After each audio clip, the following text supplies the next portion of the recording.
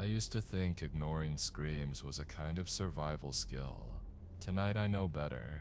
This is a confession about a street with rules, an apartment that cost too little, and the moment I learned why everyone pretends not to hear anything after dark when the sirens wake you. The listing said cozy, which should have been my first warning. The rent was impossibly low even for a studio wedged between a shuttered laundromat and a dentist's office that never seemed open. I told myself I'd gotten lucky. I told my family it was temporary. The landlord didn't smile when she handed me the keys, didn't explain much either, just pointed where to sign and slid the papers back like she didn't want to touch them too long. I didn't read every page. I was tired, broke, and eager to prove I could make it on my own. By the time I dragged my mattress inside and shut the door, my arms were shaking. The building felt hollow, like it was holding its breath. No music, no televisions, just the hum of lights and the distant traffic outside. I lay on the bare floor, staring up at a ceiling stain shaped like a mouth, and tried not to think about how quiet everything felt for a place full of people. I woke to a knock I hadn't earned yet. My door was open because I hadn't learned the rules, and two strangers were already peering inside like they'd been invited. They looked my age, maybe a little older, both of them tired in different ways. One smiled too quickly, the other watched the hallway behind her like she expected something to come running. They introduced themselves, asked if I'd just moved in, commented on my boxes, my lamp, my choice of curtains. It all felt rehearsed, friendly in the way a safety video is friendly. I tried to keep the conversation short, but they lingered, stepping inside without waiting for permission. One of them picked up a photo frame from my desk and asked who it was. When I answered, her smile slipped, just for a second, like she'd said something wrong. They exchanged a look I didn't understand, and that's when one of them asked very carefully if anyone had explained the rule to me yet. I laughed because I thought it was a joke and asked what rule. The word hung there, heavy. The smiley one sat on the edge of my mattress like she planned to stay a while. The other pulled a chair closer to the window and lowered her voice. She told me something happens every night on this street. Not inside the building. Not exactly. Someone appears outside and asks for help. Sometimes they cry, sometimes they scream. Sometimes they say your name. She said the most important thing was this: you do not respond. You do not open a window. You do not go outside. I told them I didn't believe them, that it sounded like hazing. The quiet one nodded like she'd expected that. You don't have to believe us, she said. You just have to remember it. Then they left as suddenly as they'd arrived, and the hallway swallowed their footsteps like it always had. That night, I lay awake listening to the building settle, pipes knocked. Somewhere, someone coughed. My phone buzzed once, a system alert I didn't recognize, and then the street went silent. No cars, no wind. Just the weight of waiting. I sat up, heart racing, and told myself it was nothing. That cheap apartments come with quirks. Then, faint at first, I heard a voice outside. It was asking for help, slow and careful, like it was afraid of doing it wrong. I remembered the way my neighbors looked at each other, the way they didn't explain why. I stayed where I was, staring at the dark window, understanding for the first time that whatever this place was, it expected something from me. They came back just before sunset, like they'd timed it.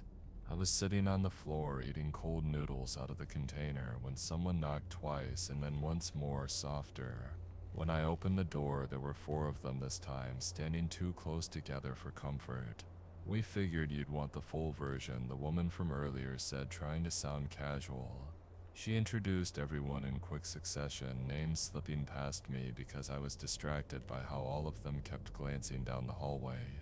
They joked about the building, about how thin the walls were, about how everyone here eventually learned to sleep through anything. But under the jokes was tension, like a wire pulled too tight. One of them asked if I'd unpacked yet. Another asked if I liked the neighborhood. Then, just as abruptly, the smiling stopped. We should tell you, one of the men said, rubbing his hands together. Before tonight. They sat wherever they could, chairs, bed, floor, forming a loose circle like a support group. There's a rule, the quiet woman said again, more firmly this time. I asked who made it. She shrugged. The building. The street. Doesn't matter.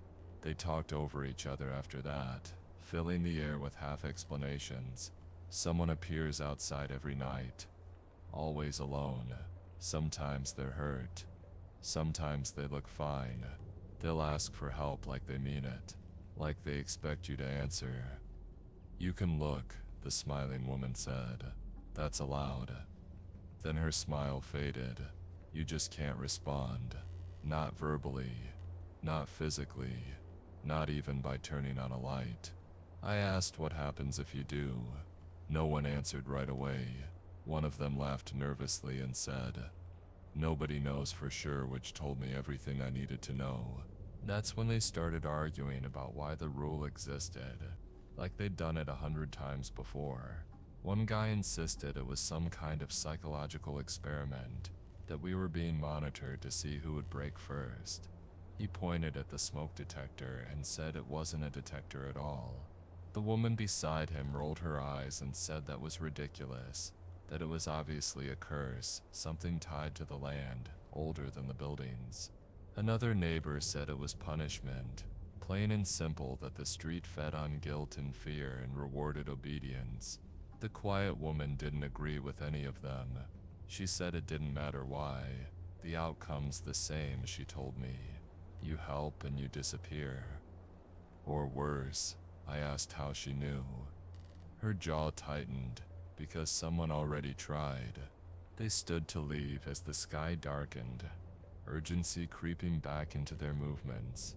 At the door, the smiling woman paused and met my eyes. You'll hear it soon, she said gently. Just remember, no matter what it sounds like, it's not your responsibility. After they left, my apartment felt smaller, like the walls had shifted closer. I replayed their voices, the disagreements, the way none of them could agree on a reason, but all agreed on the rule. When my phone buzzed again, louder this time, my stomach dropped. Somewhere outside, a voice began to cry.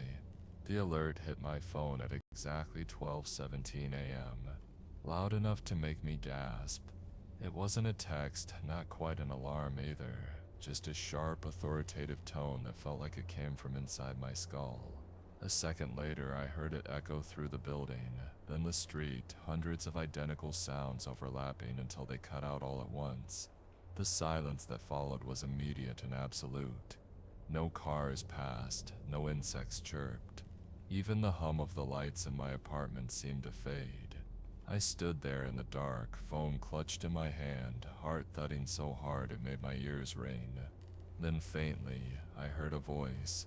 It was distant, carried on the still air, and at first I thought I was imagining it. It sounded confused, unsure, like someone waking up somewhere unfamiliar. They called out once, then again the words stretching thin with fear. "Hello?" the voice asked. "Is anyone there?" I drifted toward the window without realizing I'd moved. My hand shook as I pulled the curtain back just enough to see the street below. Under the flickering orange glow of the streetlights, a figure stumbled into view. They moved slowly, awkwardly, like each step hurt. It was a person, unmistakably human, wearing clothes that looked torn and soaked through. Dark stains marked their sleeves and legs, and I couldn't tell if it was rain or blood. They stopped in the middle of the road and turned in a slow circle, looking up at the buildings around them. "Please," they called louder now. "I need help." The sound of it made my chest ache. This wasn't theatrical. This wasn't monstrous. It was raw and desperate in a way that cut straight through every warning I'd been given. I leaned farther out, my mouth opening before I'd made a conscious decision to speak. A hand clamped over my mouth from behind. This jolted, nearly screaming, but another arm wrapped around my chest, pulling me back from the window. Someone hissed my name, sharp and urgent. I recognized the quiet woman's voice, shaking now right by my ear. "Don't," she whispered. My neighbors were suddenly there, filling my apartment without a sound, eyes wide, faces pale. One of them reached past me and shut the curtain, plunging us into darkness. I struggled against them, my heart pounding, pointing frantically toward the window. "They're hurt," I tried to say, the words muffled. "They need help." The smiling woman shook her head violently, tears shining in her eyes. "We know," she mouthed. Outside, the voice grew louder, closer, the words tumbling over each other in panicked bursts. "Please, I can't, I'm scared. Someone help me." I felt sick, trapped between their hands and my own instinct to respond. Then the voice changed. It wasn't sudden. Not a clean break, but a distortion that crept in slowly like a radio signal warping. The pleading stretched too long, syllables bending in ways they shouldn't. The tone dropped, thickened, vibrating through the glass. The neighbors froze. Even the one holding me went still. I risked another glance through a gap in the curtain, my breath catching in my throat. The figure had stopped moving. They were standing perfectly still now, head tilted back at an impossible angle, staring directly at my window. I couldn't see their eyes clearly, but I knew with horrifying certainty that they were looking at me. When they screamed again, it wasn't a word anymore. It was something broken, something wrong, and it filled the street until I thought my chest might crack open just from hearing it. They didn't leave right away after the screaming faded. We sat on the floor in the dark, backs against the wall, listening to the street breathe again like nothing had happened. Eventually, someone handed me a glass of water I didn't remember pouring. My hands were still shaking. "That's why," the smiling woman finally said, her voice hoarse. "That's why there's a rule." I asked what would have happened if I'd called out. No one answered at first. Then the man who believed it was an experiment cleared his throat and said someone already had. A few months before I moved in, a tenant on the third floor opened their window and shouted back. Not even went outside. Just answered. They were gone by morning, he said. No note, no explanation. Their apartment was emptied within hours, like they'd never lived there at all. I asked if the police came. The quiet woman shook her head. "Someone always calls," she said. "Nothing ever comes of it." What did come, she explained, was worse. A few nights after the tenant disappeared, the screaming returned, but it wasn't the same. The voice used their name. It laughed the way they used to laugh. It cried the way they cried when they were drunk and sentimental. It stood outside the building and begged us to come down, she said, staring at the floor. It sounded exactly like them. No one helped. They watched from behind blinds and curtains, hands over mouths, until the thing finally wandered away. After that, the rule stopped feeling like superstition. It became survival. I felt something cold settle in my stomach as I realized they weren't just afraid of the scream. They were afraid of recognition. Once they pointed it out, I couldn't stop seeing the patterns. The figures outside didn't look random anymore. They looked familiar in a way that was hard to place, like faces you recognize in crowds without knowing why. A man with my neighbor's posture, a woman with the same braid my sister wears, and the children. God, the children were the worst. They showed up more often than anyone else. Small shapes darting under streetlights, voices high and frantic. They cried for parents, for help, for anyone. One of my neighbors told me that was intentional, that nothing tests a person faster than a child in danger. I started dreaming about it, about opening the door and finding someone I loved standing there, asking why I hadn't helped them when they needed me most. Waking up felt like a relief and a punishment all at once. After that night, I began noticing the cameras. Once you see them, you can't unsee them. Tiny black lenses tucked into light fixtures, peeking from behind street signs, mounted above doorways where they looked like part of the architecture. Even inside the building, there were angles that felt watched. The man who thought it was an experiment said they tracked everything, who looked, who flinched, who cried. The woman who believed in a curse said the cameras were just for us, a reminder that something was always paying attention. No one could prove either theory, but it didn't matter. The result was the same. We learned to keep our faces neutral, our windows dark, our mouths shut. We learned to live with the knowledge that help in this place was a liability. And every night when the alert sounded, I felt that liability press harder against my chest, daring me to break. Time did what it always does, it smoothed the edges. Weeks passed, marked not by calendars or plans, but by alerts and screams. At first, every sound sent my heart racing. I'd sit upright in bed, counting breaths, fighting the urge to run to the window. Eventually, the fear dulled into something quieter and more dangerous. I learned the timing, I learned how long the screaming usually lasted, I learned when it would fade back into silence. I bought thicker curtains and kept them closed at night. I slept with headphones on, music low enough to hear my alarm but loud enough to blur the worst of it. On nights when that wasn't enough, I drank until my thoughts softened around the edges. It wasn't healthy, but it was effective. "You don't stop hearing the screams," one of my neighbors said to me once in the stairwell. "You just stop reacting to them." I hated how true it was. During the day, the neighborhood felt almost normal. People smiled. Dogs were walked. Coffee cups were carried down the street like props in a play. Sunlight erased the evidence, and for a few hours at a time it was possible to pretend nothing was wrong.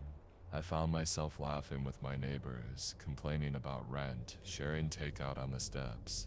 We talked about jobs, movies, plans we never followed through on.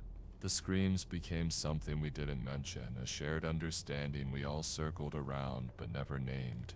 That was how the decay set in, subtle and polite. Every night demanded less of me than the one before. I stopped wondering who the people outside were. I stopped asking why. I stopped feeling the sharp edge of guilt and settled into a dull, constant ache instead. Night, though, was different. Night felt ceremonial. The alert would sound, blinds would close, lights would dim. It was like a choreographed routine everyone knew by heart. I'd lie in bed, eyes open, counting seconds, aware of the building around me holding its breath. Sometimes I'd catch myself wondering if the figure outside could sense that change in me, if it knew I was listening and choosing not to respond. That thought should have horrified me. Instead, it felt inevitable. Normalization didn't mean acceptance, it meant surrender. And somewhere along the way, I realized the street wasn't just testing our willingness to help. It was teaching us how easy it is to stop trying. It happened on a night when none of us were prepared for it. There was no warning beyond the alert. No sense of something different until the voice started speaking. I was in the living room with a few neighbors, sitting on the floor, half listening to someone complain about work, when the sound drifted in through the walls. At first, it blended into the usual rhythm. Another stranger begging in the dark. Then the words sharpened, the cadence familiar in a way that made my stomach twist. Someone whispered a name. I felt the room go still.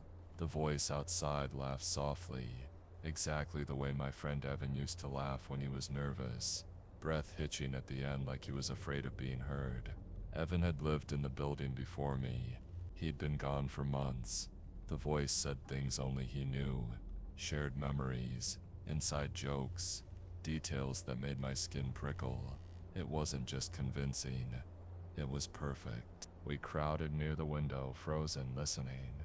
"It's him," someone whispered. Like saying it softly might make it less true. Outside, the figure paced slowly beneath the streetlight, head tilted as if listening for us in return. "Come on," the voice said gently. "I know you're there. You always leave the light on." I felt tears sting my eyes before I realized I was crying. Evan's sister was there that night, her hands shaking so badly she couldn't keep them still. She kept whispering his name under her breath, like a prayer, like a summons. We tried to stop her when she stood up. We told her it wasn't real, that it couldn't be. She shook us off, sobbing, saying we were monsters for even hesitating. "He's hurt," she screamed. "He needs us." Before anyone could grab her, she was out the door, running down the stairs 2 at a time.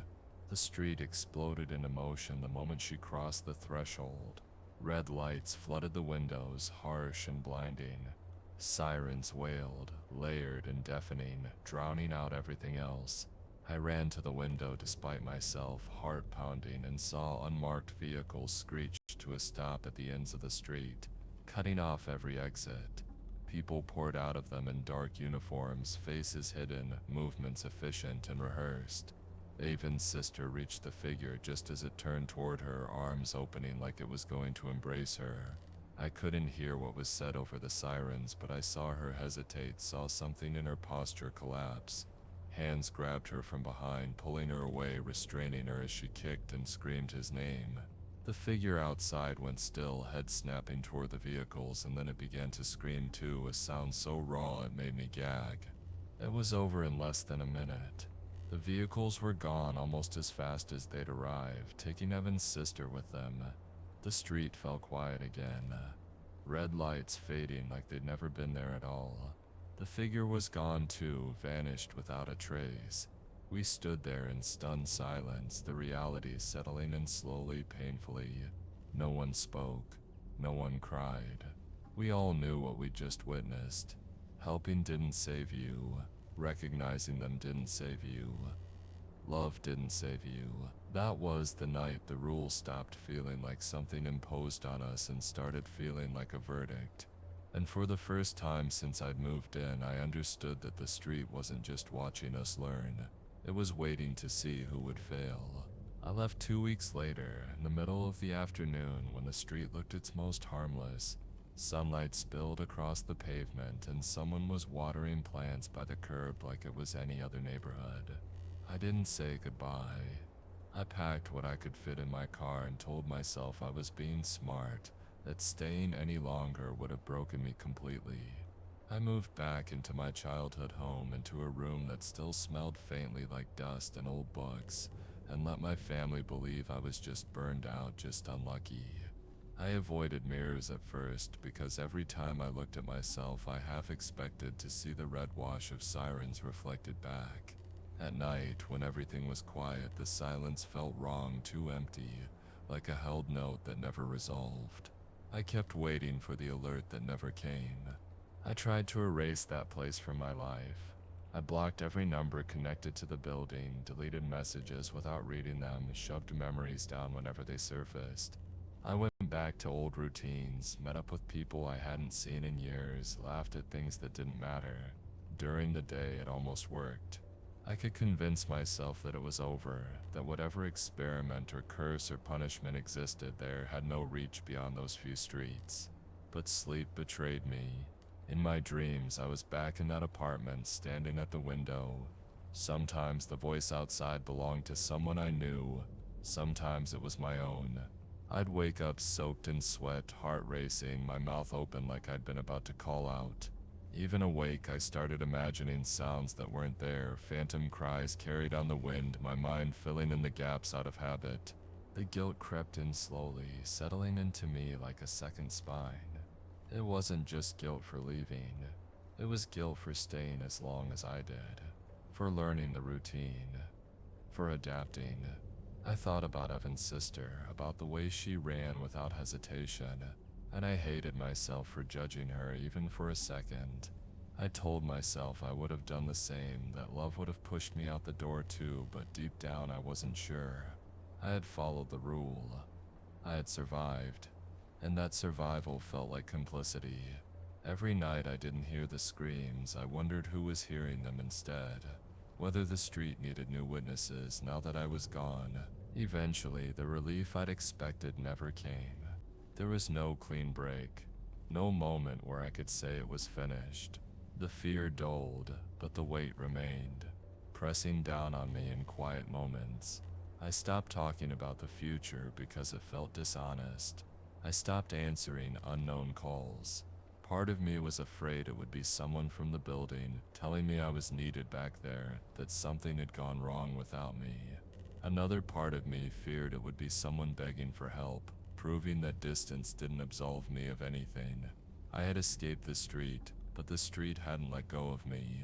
And every day I spent pretending otherwise only made the guilt louder, sharper, harder to ignore. The call came on a Tuesday afternoon while I was folding laundry, the kind of normal task that makes you lower your guard. I almost ignored it. The number was unfamiliar, and I'd trained myself not to answer anything I didn't recognize. It rang again, longer this time. Insistent. When I picked up, there was a pause. Just long enough for me to think no one was there. Then someone said my name. They pronounced it carefully, like they were testing whether it still belonged to me. I recognized the voice immediately, even though it sounded thinner, stretched. It was one of my old neighbors. She didn't ask how I was. She didn't apologize for calling. She just said, "You left. I don't blame you, but something's wrong." I felt my stomach drop, a familiar cold spreading through my chest. I asked her what she meant, already knowing I wouldn't like the answer. She told me to sit down. She told me not to hang up. She said someone had survived, not escaped, not been released, but survived in a way that felt unfinished. They'd been taken on one of those nights, dragged into the lights and sirens like so many others, and weeks later they came back.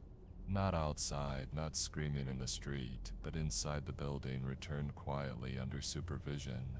They're not the same, she said. They look like themselves, but they don't act like it. It's like something's missing or something extra got put in. I asked if it was Evan's sister. She didn't answer directly, which felt like an answer anyway. She told me they'd broken containment somehow, that whatever was supposed to keep things predictable had failed. Since then, the street had changed. The nightly alerts stopped.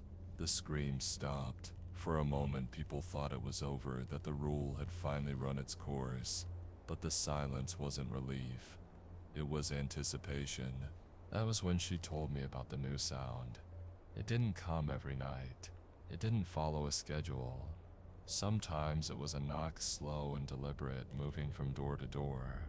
Sometimes it was scratching like nails against concrete, just loud enough to be heard if you were listening for it. And sometimes it was nothing at all, just the sense that someone was standing too close on the other side of the wall. Whatever it is now, she said, it doesn't stay outside. The cameras were still there. The lights still flickered, but the rule didn't apply the same way anymore.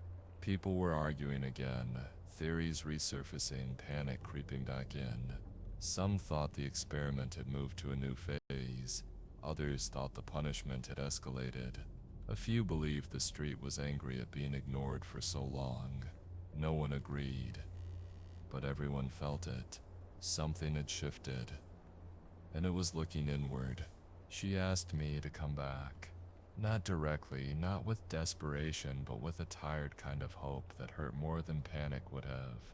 "You know how it works," she said. "You know what to look for. We need someone who remembers." I stared at the wall while she talked, at a faint crack that ran from the ceiling down like a fault line. Part of me wanted to say no, to hang up and block the number like I had before. Another part of me was already back there, standing in the hallway, listening. Before I could stop myself, I asked the question I'd been avoiding since the call began. "If the screams have stopped," I said, my voice barely steady, "what do you hear now?" She exhaled slowly. "Us," she said. "We hear ourselves." I went back at dusk when the light made everything look deceptively soft. The building was still there, unchanged, but it felt different the moment I stepped inside, like a machine idling after being pushed too hard. My neighbor met me in the lobby without a word and led me through hallways I didn't recognize, past doors I was sure hadn't existed before. The air smelled sterile, faintly chemical, like a hospital trying to pretend it wasn't one. We descended a stairwell that bypassed the normal floors and stopped at a level that wasn't marked. She unlocked a door and gestured for me to follow. Inside were rooms filled with people, not screaming, not begging, just sitting, standing, pacing slowly. Some stared at the walls. Some read books. Some talked quietly to themselves. I recognized faces. Evan's sister. Others who'd vanished. They looked intact, unharmed in the obvious ways, but hollow. like someone had taken a careful scoop out of them and left the rest behind. No one acknowledged us. It was the most terrifying calm I'd ever seen. That's when they explained it to me. Not with menace, but with boredom. A man in a white coat spoke like he'd given the speech too many times to care anymore. No one had been attacked on the street, he said. Not really. The figures we saw weren't the original people. They were replicas, constructs assembled from behavioral data, memories, physical traits. When someone broke the rule, they weren't punished. They were archived, removed from the street and stored, kept alive, studied. What came back outside afterward wasn't them. It was an approximation stitched together from what had been taken and what had already been discarded before. That was why the voices sounded right. That was why the memories were accurate. The street wasn't haunted. It was curated, and the screaming wasn't a threat. It was a test stimulus. They called it bystander compliance. The goal wasn't to see who would help. It was to see who wouldn't. The screaming figures were designed to escalate, to press on emotional weak points until empathy became unbearable. Children, lovers, siblings, each appearance refined the model. Every night someone looked away. The system learned. Every night someone stayed silent. It improved. Helping wasn't the variable they cared about. It was resistance. Those who intervened were removed, not as punishment, but as contamination. Their presence disrupted the dataset. The man told me this calmly, like he was explaining a broken appliance. The street requires non-participation, he said. Interference introduces noise. I thought of the rule, of how carefully it had been passed down, and felt sick realizing how effective it had been. I asked what the figures were made of if they weren't individuals. The man hesitated, just long enough to matter. Then he said they were composites, pieces of people who had been archived, pieces of people who had died elsewhere, pieces of people who had never lived here at all. The system built something adaptive, something that could wear a familiar shape long enough to provoke a response. It wasn't one monster appearing every night. It was one entity constantly reassembled, learning how to beg more convincingly. That was why it changed. That was why it recognized us. It wasn't hunting, it was iterating. And when the screams stopped, when the street went quiet, it wasn't because the test had ended. It was because the entity no longer needed to go outside. It had gathered enough information to move on to the next phase. The final truth landed harder than all the rest. The man told me the system only worked if the subjects believed they had a choice. The rule had to feel imposed and not enforced. Fear had to come from within the community, past neighbor to neighbor.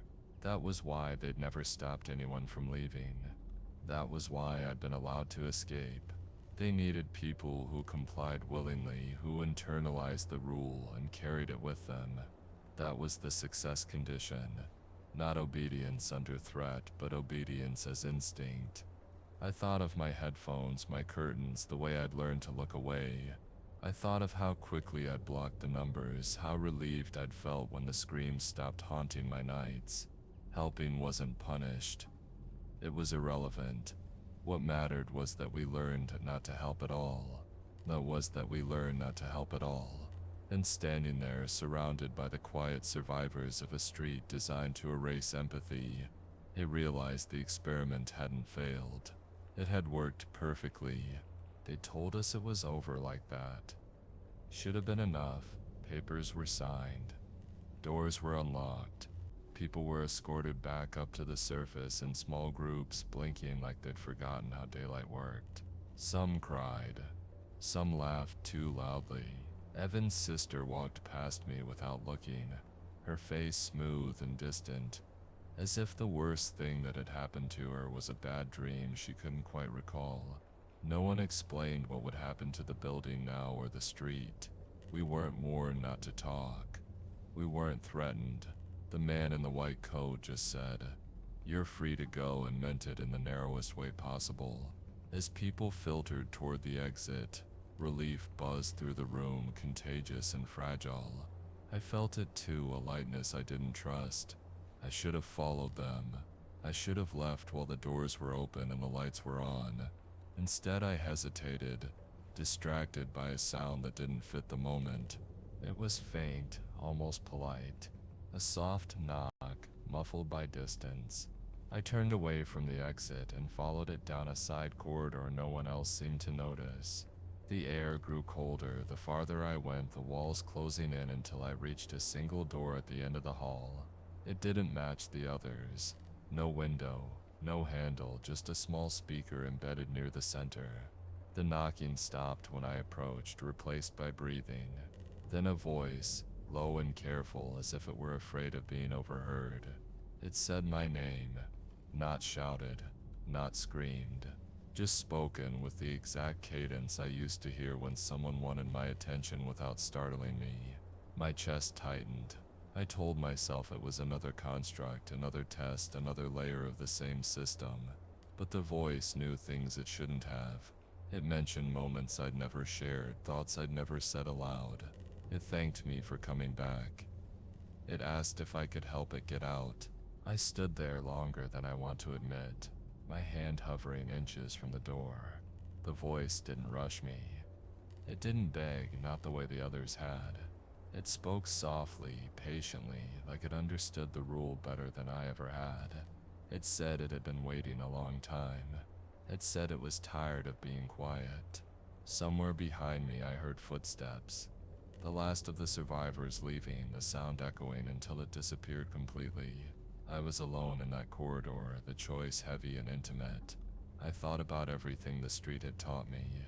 About how quickly I'd learned to adapt, to justify silence. I thought about the man's words. About compliance as instinct. The voice said my name again. And this time there was something almost kind in it. Something familiar enough to hurt. I pressed my forehead against the door and closed my eyes. I don't know how long I stayed there. Time felt strange, elastic. Eventually the voice stopped speaking. The breathing faded. When I opened my eyes, the hallway looked ordinary again, just another forgotten corner of a place designed to erase itself.